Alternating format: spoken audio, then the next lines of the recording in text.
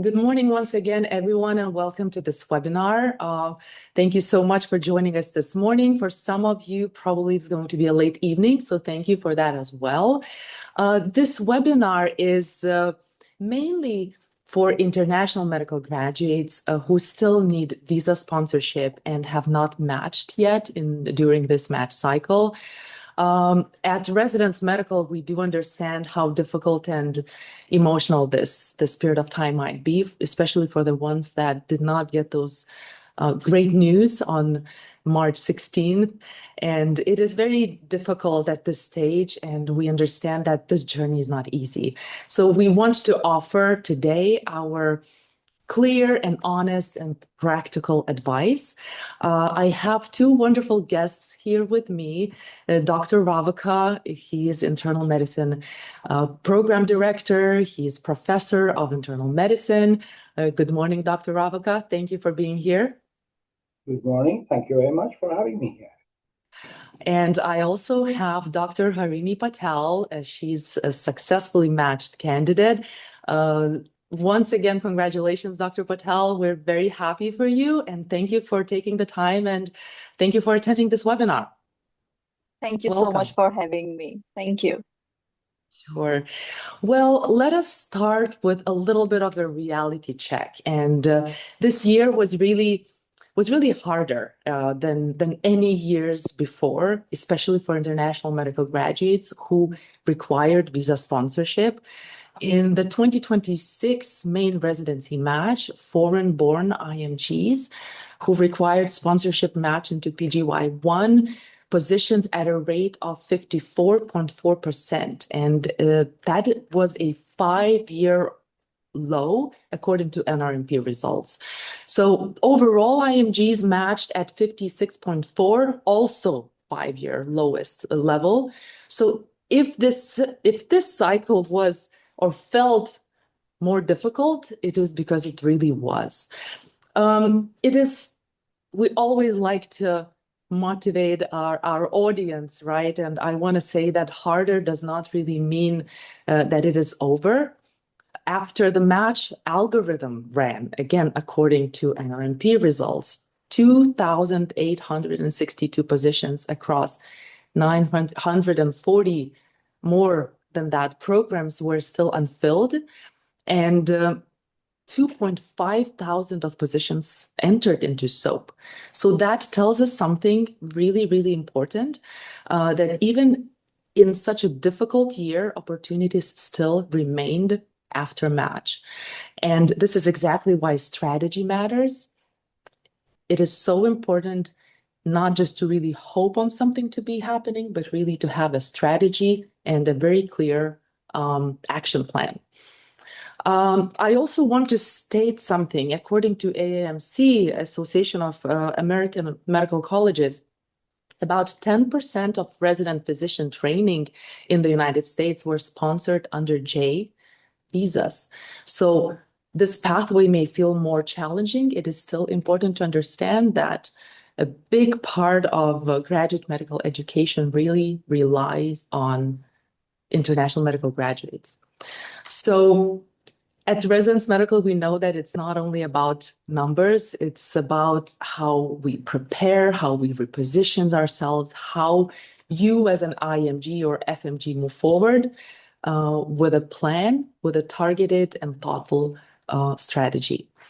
So our goal today is to really help you understand these match results, help you understand what is important in order to move forward. And I would like to start off by asking a couple of questions of our guest, Dr. Ravaka. And Dr. Ravaka, from a program director's perspective, what are the most common reasons that a qualified international medical graduate or graduates do not match initially, and even if they have strong credentials, what do you think that is one of the most common reasons? So if a candidate received interviews, one interview is enough, and they're not matched, there are many factors that probably they should look back, they should self-analyze their performance and see what went wrong. Was primarily the cause, the reason is communication skills. If they had an anxious moment, if they were not able to give, create an environment that they're relaxed, they're professional, they're ready, and program director, associate program director, or other core faculty who are interviewing them, they sense it. And that's a very, very important factor. Don't forget that residency, doesn't matter what residency we're talking about, all the residencies have stressful moments. If you are in internal medicine, if you are in family medicine, psychiatry, surgery, there are moments that you're under pressure, under tremendous stress, and you should be able to function. You should remain cool. So if you lost the control during the interview because you were very anxious, that might be a very, very negative aspect of it. Don't forget again, you need to be professional. You need to be on time. You need to be appropriate. You need to mm, have eye contact with individuals. You need to acknowledge everybody that you meet there.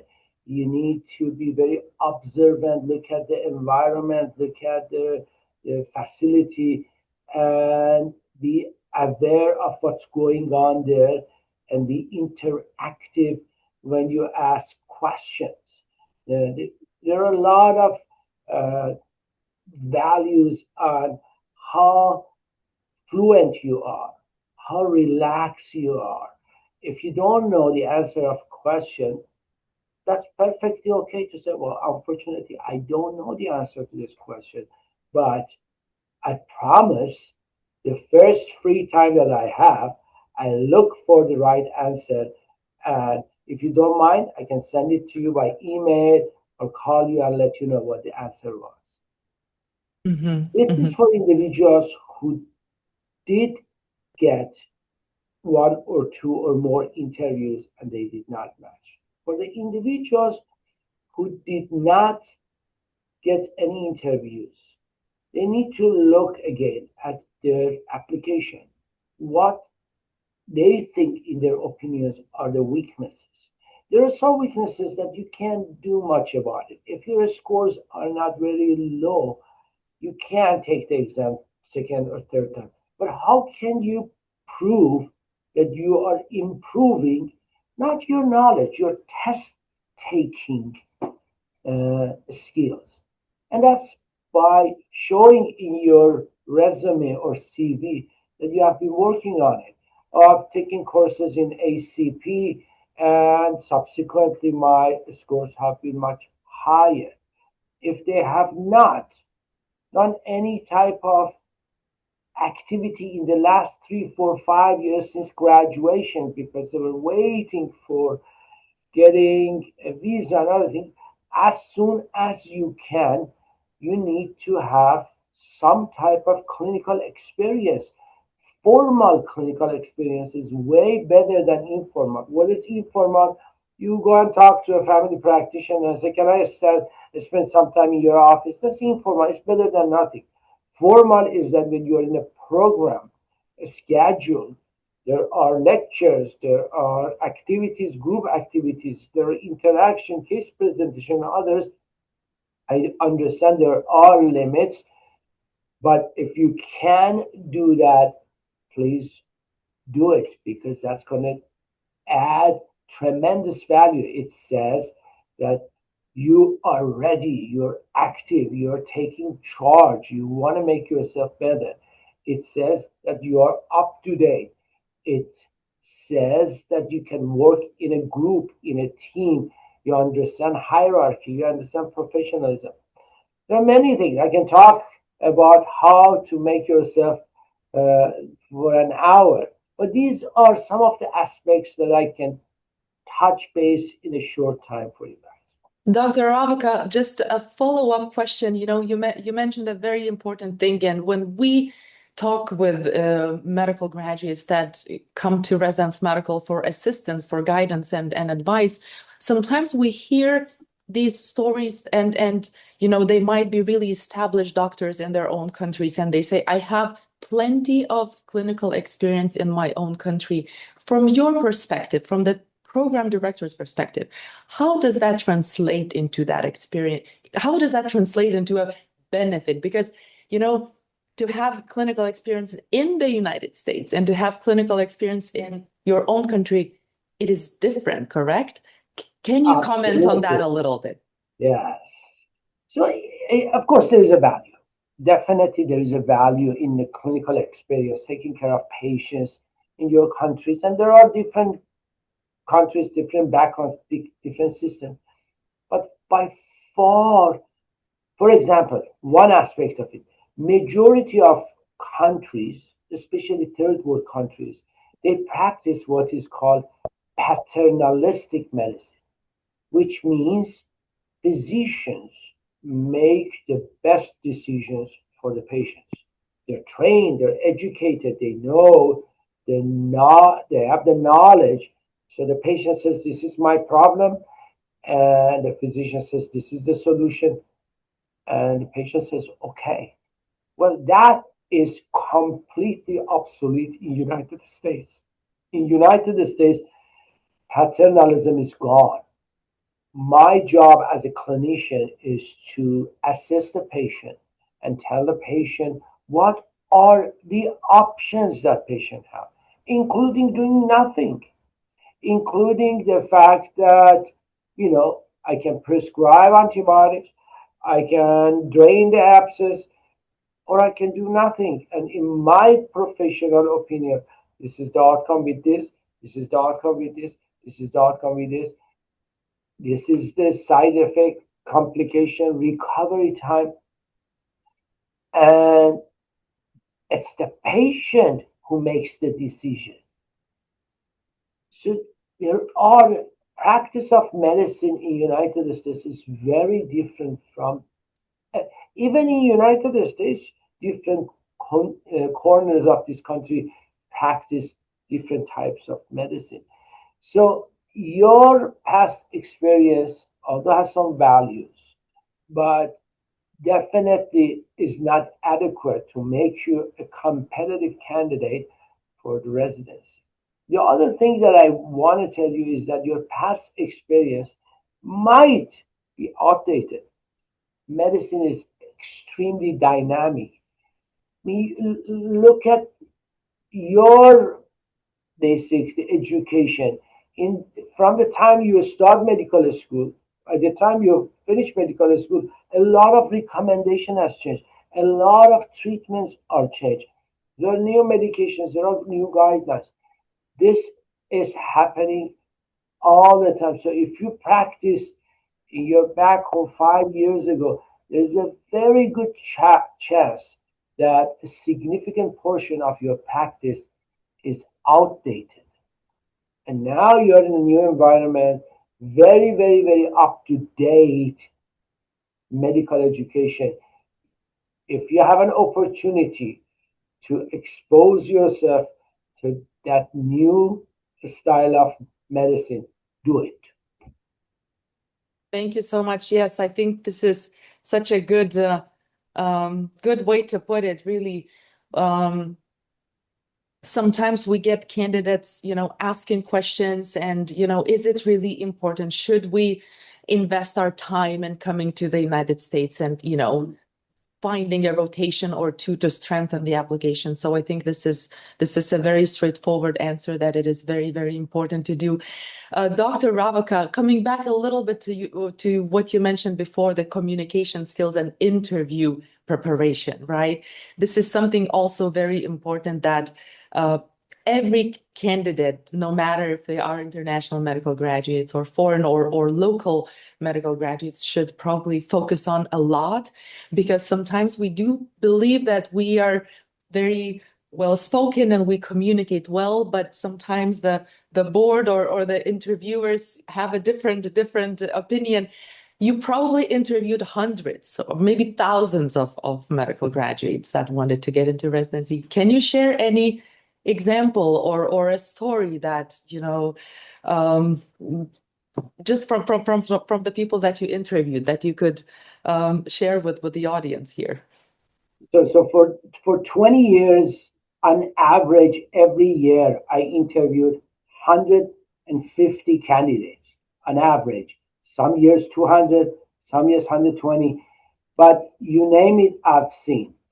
I can tell you, I saw a gentleman from Colombia, very nice, very sweet guy, decent scores, and we have a system.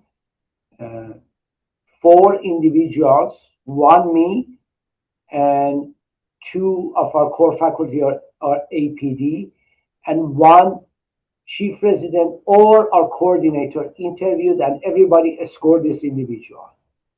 And at the end of our interview season, I look at their scores, and I basically ranked individuals based on those scores. And I looked, I not that say I did not like, but I thought he's going to be a good resident. His scores were decent, and I'm looking at the other three scores. These are independent scores, very low. So I called these individuals, my core faculty, APD, and chief resident individually, and I said, "Why did you score this person so low?" The first thing that everybody said to me was, "Who is that guy?" So nobody remembered him. None of those three. I am the one who saw everybody. So many of these individuals only interviewed 10 people, and they could not remember him. So if during the interview, the interviewer is yawning, is bored, trust me, they will interview you very fast, and you're not going to get a high score from them. You need to prove you are a public person. Being a physician is a public position. You are like a movie star. Trust me, to many patients that you will treat in future, that's how they look at you, how important you are. You are a celebrity to many. You need to come across as such. You don't want to be arrogant, but if you're sitting there during the communication, basically this kind of very valuable time, your answers are yes or no, you're asking for trouble. Your answers should be complex. You need to create that, what they call it, excitement during the communication.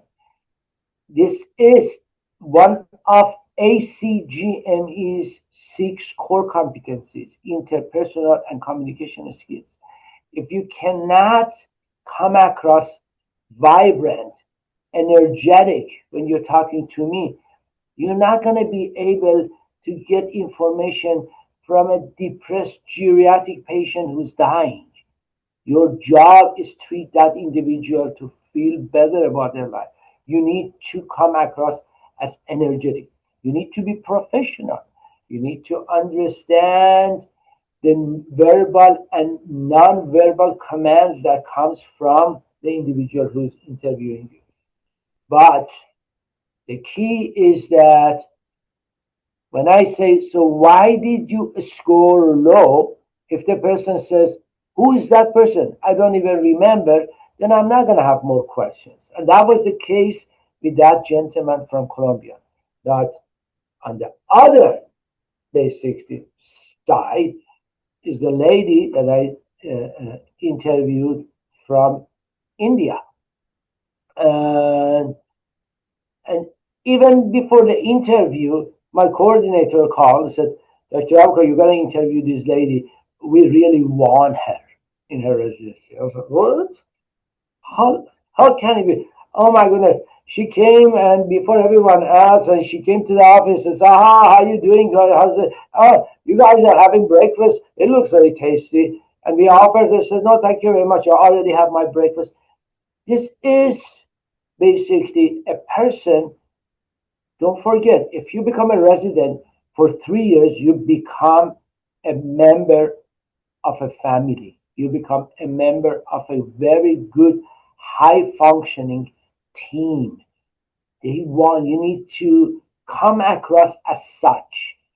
Many of you put a lot of weight on scores, scores, and I think the scores are important. But when you are, there is an American saying says, if you graduate last in the from Harvard Medical School, do you know what they call you? They call you a doctor. So lowest score doesn't mean anything if you are there, because at the end you finish and you're called a doctor. So extremely important to be able to meet the expectation that society, that medical education have created for candidates for the residency. Thank you so much, Dr. Ravaka. That is so helpful. And, especially hearing it from you from the program director's perspective. I really hope that the audience and, attendees really appreciated these advices, especially that it's coming from you. I would like to shift to Dr. Patel a little bit. And, since we have you, it's so important to hear your personal story, Dr. Patel. And, what were the most difficult times? What were the obstacles that you had to overcome? And we would be really appreciative if you could share those with us, with the people that are listening to this webinar. Because just one thing, what I wanted to reflect really quickly, what Dr. Ravaka said, when a program sees a CV, right? It's just black words on a paper. When the program director sees scores, it's just the numbers. But every single letter on that CV, every single number has some kind of a story behind it. So if you are able to tell that story, you might change the perspective 180 degrees, right? So Dr. Patel, tell me a little bit, how was your journey to residency, and did you have any obstacles that you had to overcome, and how was it? Well, sharing a journey after you get into residency is like a nostalgic moment, first of all. So I went unmatched, and like every candidate feels like it is the dead end of your career. You won't be able to do anything. So I went through that phase. I went unmatched, and I actually didn't knew what I did wrong, where I went wrong, what I should be doing in my CV. So it was like clueless moment for me. But fortunately, I found myself in the correct place at the correct time. So I'll share you my story, how I got into residency, and which will align with what Dr. Rawaka also mentioned, that you need to communicate and also have that long-lasting impression on the people that interview you. So when I was interviewing at the facility where I matched, so they were like, oh, we meet you every day. What should we ask you? We know everything about you. So it was that a moment for me that these people are perfect for me, because I was doing research at the same facility.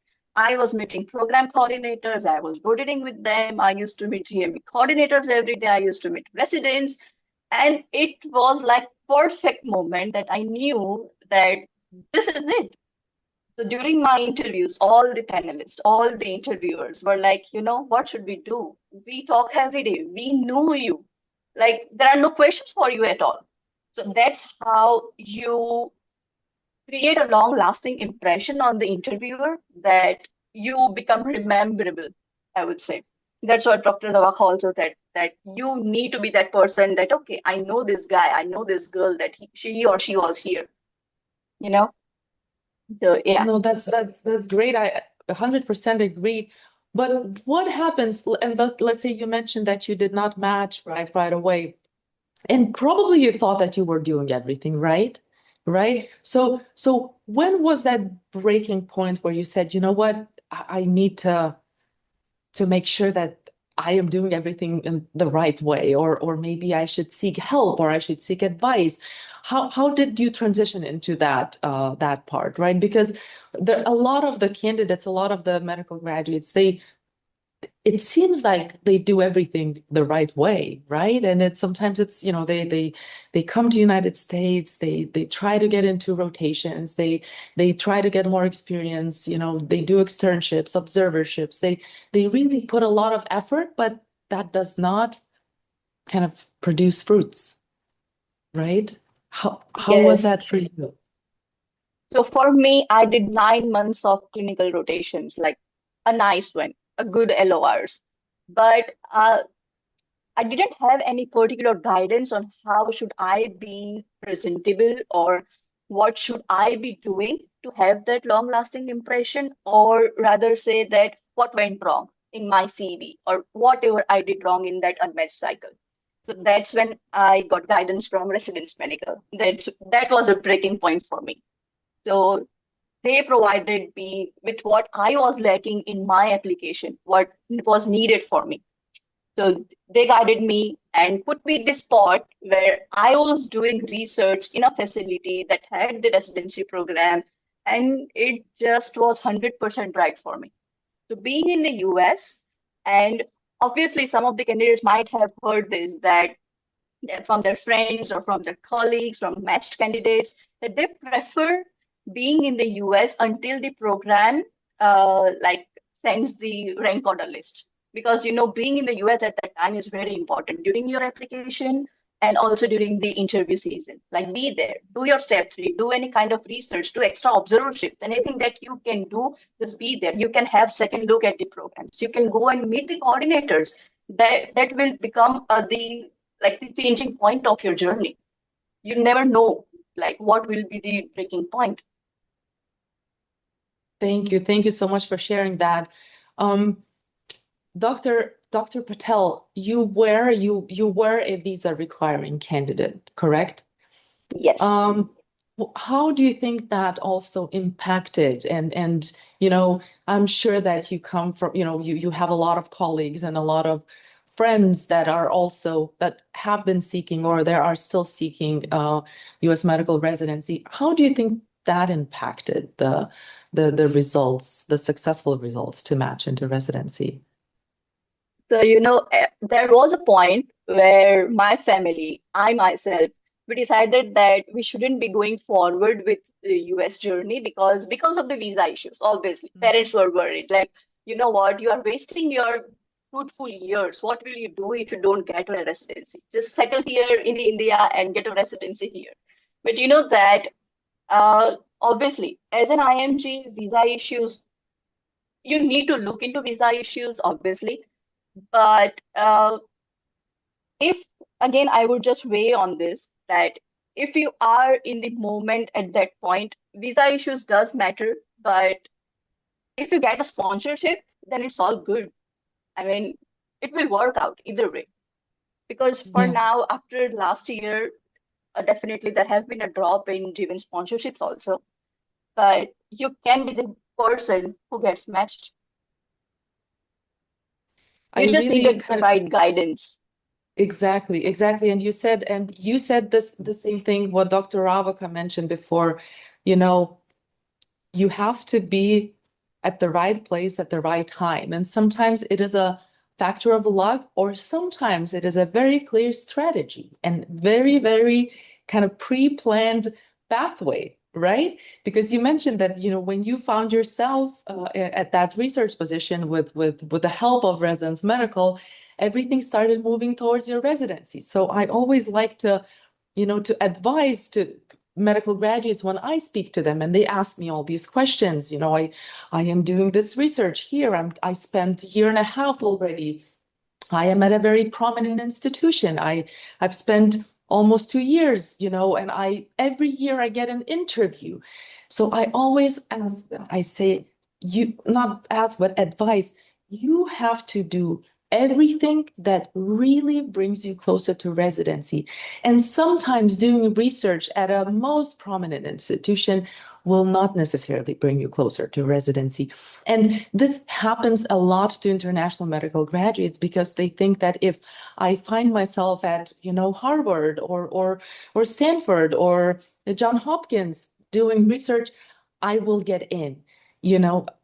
So this is very important. How do you know that it will get you closer to your residency position? And in those situations, sometimes IMGs just get stuck and really, these courtesy interviews sometimes will not get them far. So it's kind of a pity, and I wanted to share this with all of the audience today that, it's okay to seek for help. It's okay to seek for advice, and every little step that they take, it needs to get them closer to residency. Before we leave a couple of minutes for questions, I wanted to get back to Dr. Ravika really quickly. When we were discussing about the topic of this webinar, you mentioned one example as well from your own personal experience about a person that found himself in a right place at a right time, the one that did not give up. That was not a really, could you please share that with us? I think the best thing is to really hear real life stories. That's why we have both of you here today. Okay. So I was interviewing, and we interviewed every good candidate that we thought is going to match our program. Many of these candidates were recommended by somebody. So this gentleman is in my office for an interview, and it was a little bit outlier because he was relatively old. He was older than me. He was an Italian gentleman who practiced after finishing his residency in urology, practiced a bunch of years in Italy. For some reason, he ended up in United States, and now he wants to be an internist. And usually, I had a tendency of not interviewing candidates that I thought they were basically in surgical categories. But we interviewed. The interview wasn't a bad interview. I noticed he has some language communication, not communication, but language skills. So he spoke English with a heavy Italian accent, probably a language that he recently pursued learning it. So basically, regardless of all the efforts and everything, I don't know if it ranked him or not, but he did not match with us. And then basically one day he showed up in my office. Oh, Dr. Alka, I did not match, but I I want to be a good internist, and can you help me? And I said, well, how can I help you? Well, you have this morning reports and you have new conferences, and can I come to these events every day? I'm sure I'm going to learn from them. I'm local. I said, okay.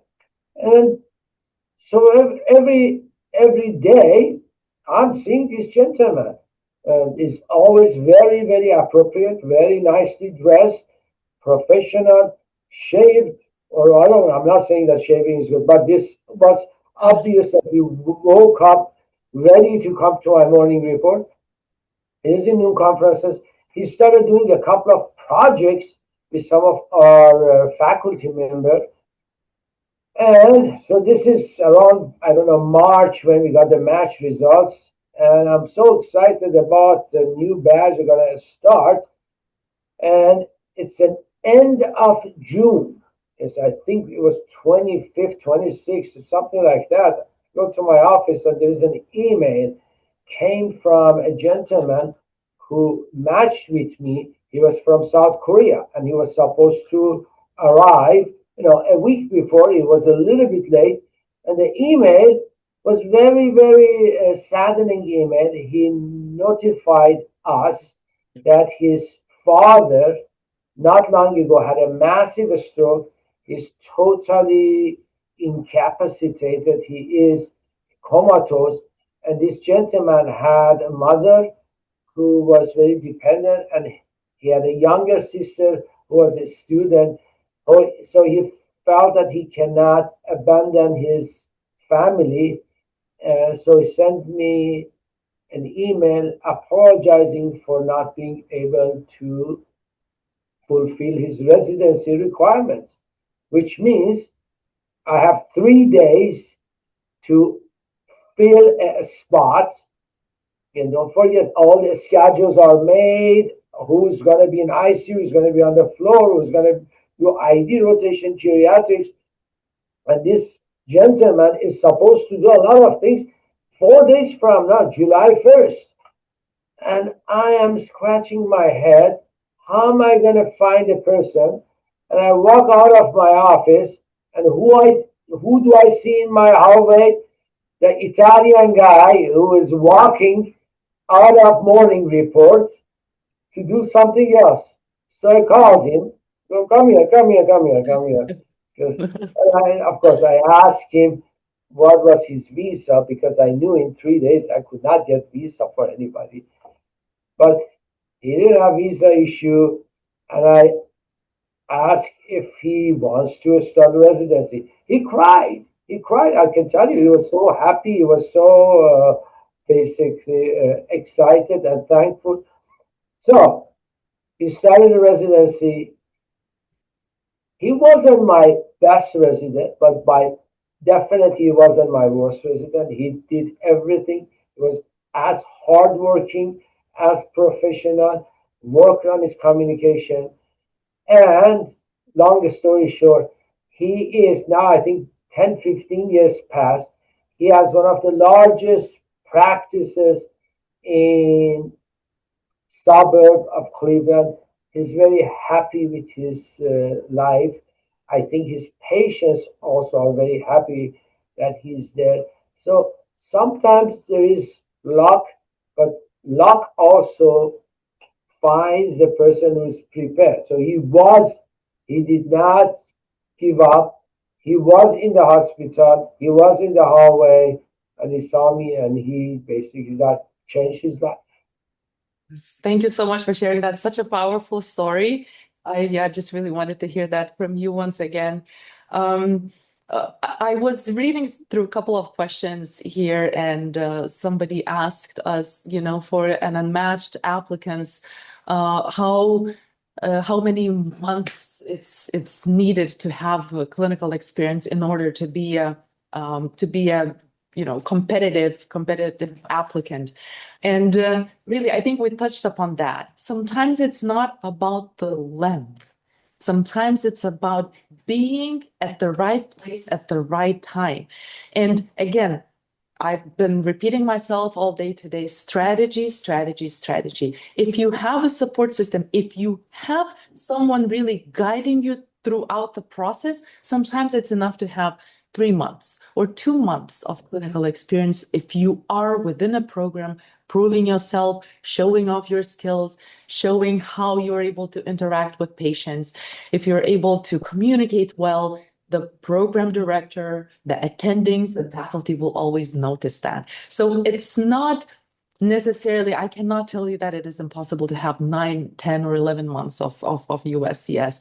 It is impossible to be somewhere where you will be noticed, somewhere where you will be appreciated, somewhere, and of course, where you can prove yourself and show off your skills and medical knowledge.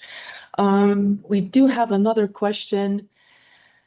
For the matched applicants, is it best to begin preparing for the next cycle, or is there anything realistic that we can do to still give it a shot in this current cycle? I wanted to touch this topic really quickly because our time runs out. it's still considered post-match. Dr. Ravaka just shared an example with you when a medical graduate was offered a position at the end of June, right? There are still positions. I gave you some numbers at the very beginning of this webinar. There are still positions there are still movement going on. Residencies still have vacancies. The problem is to find that position for you is very hard. It's complicated. The moment when they are, posted, no, the moment when you find them posted online, they're probably already filled. It's happening very quickly right now, but it's still considered post-match. And sometimes that post-match season prolongs until end of July or beginning of August or end of August, because programs they still want to fill those positions and have a full class to start off the academic year. So it's still possible. I always like to say, my candidates that I speak, you do not have the luxury to wait. If you have an opportunity in front of you, grab it, whether it is through, assistance program like at Residence Medical, whether it is through your own network. Don't wait. You don't have that luxury to wait. It's really important. We here at Residence Medical, we do understand that urgency. That's why we always say, you need, first of all, support system, you need guidance, you need strategy, you need very pre-planned step-by-step action plan that will lead you towards residency. Don't wait. It's still possible. It's still possible for visa requiring candidates. There are programs that are willing to help out. There are programs that are sponsoring visas and will support visa sponsorship. You just need to find those positions. And, I'm not saying that it's easy, but you can always seek for help. You can always seek for assistance. Really quickly, we have 3 minutes before we finish. Just any last piece of advice, Dr. Patel, could you please share it with the audience, and then we will close with Dr. Ravaka's final statement. The final piece of advice I would say is just seek guidance.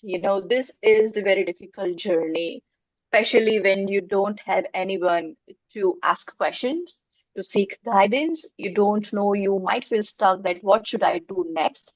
Just ask questions, ask around, seek for any professional help, and definitely you will be there. Just believe in yourself and believe in the system. Definitely, it will work out. Thank you. Thank you, Dr. Patel. Dr. Ravaka? Well, I want to actually second what Dr. Patel said. For an international medical graduate, success in achieving their goals is more than just hard work and intelligence. They need is a teamwork. It's basically again asking for guidance. There were some good questions. How many months of clinical rotation? And your answer was perfect. I can tell you, if you do 2 years of clinical rotation in Utah, it might be totally useless for a residency program in Florida. You need to understand, you need to ask individuals who are very competent in giving you the best advice on how to utilize your cards. You're playing cards. Okay, everybody has a few of them in their hands, and you want to make sure your hand is the winning hand. And that means that ask for help, ask Yes. people to evaluate you, ask people to look at your CV, ask people to look at your communication style. Are you, maybe you do everything right, but you come across hostile, you come across unfriendly. This is something that doesn't matter how, as I said, successful and intelligent and I don't know, you were top of the class in some other system. In this new system, ask people who are vested in your success to give you the best feedback, and don't get offended if someone says, you know what, I don't think this is right the way that you're doing it. Maybe you Yes. can try it. Receiving feedback, receiving feedback. Yes, it's very important. Thank you so much, both. Thank you, Dr. Patel. Thank you, Dr. Ravaka. Thank you so much. My name is Ruta Betsun, and I thank you for joining today's webinar. We could talk about this for hours, I think, but it's very hard to touch every single topic in this journey. But I hope that you learned something new. I hope that you got an advice, and please let us know, Residence Medical, we are experts. We can help. There's still time to start residency this July. For IMGs, for FMGs, know that you have that support system here in the United States.